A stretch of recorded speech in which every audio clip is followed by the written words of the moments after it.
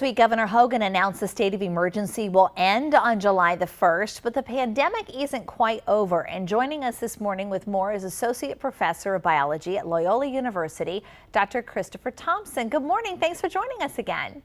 Good morning. Thanks for having me back. Oh, it's so great to see you. So many good things to look forward to here. What metrics led to this decision for the end of the state of emergency? Yeah, so our COVID numbers are great. We have a pretty high vaccination rate. The numbers of new cases are lower and lower. The positivity rate is below 1%. So all of the metrics look pretty positive right now. That is certainly good news. And then we hate to do a wah-wah, but everyone is concerned about the Delta variant. So what are we learning about that? Right. So the Delta variant, it used to be called the Indian variant, but the WHO is trying to make sure that no one is kind of called out. No one country is called out for something. So the Delta variant, it's been around for a while. The problem is that it's becoming the dominant strain. So in the UK, we're seeing that it's the dominant strain. 2 weeks ago in the US, we were seeing that be about 6% of cases. Now we're seeing it up to 10% of cases.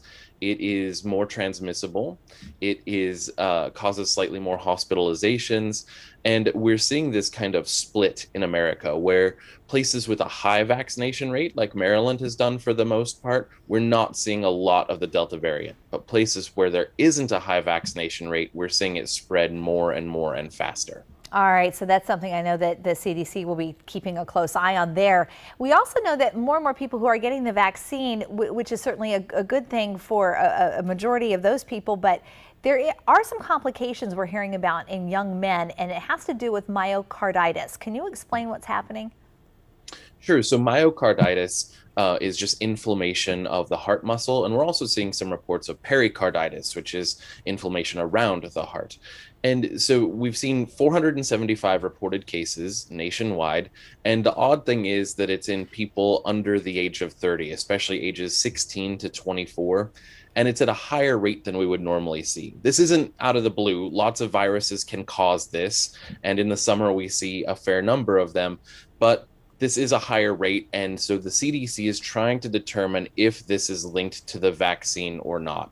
Now, 475 cases compared to the vast number of people being vaccinated, it's still not a huge number. Those who have had it, 81%, it's gone away on its own without any problems. But we do want to be mindful of it and be aware of it. And just, if people are having chest pains or if they're concerned in any way, you should talk to your primary care doctor. And there was a story we ran earlier that talked about maybe the potential of you get your first vaccine, and this is generally happening after the second shot. So maybe delay that a little bit. Is that what you're hearing as well? Yeah, so there's no great data about that. I think that's the hard thing right now. Everything is so new. People are throwing out ideas and then it's presented as fact. We don't have any good data to tell if that's going to make things better or worse or have no effect.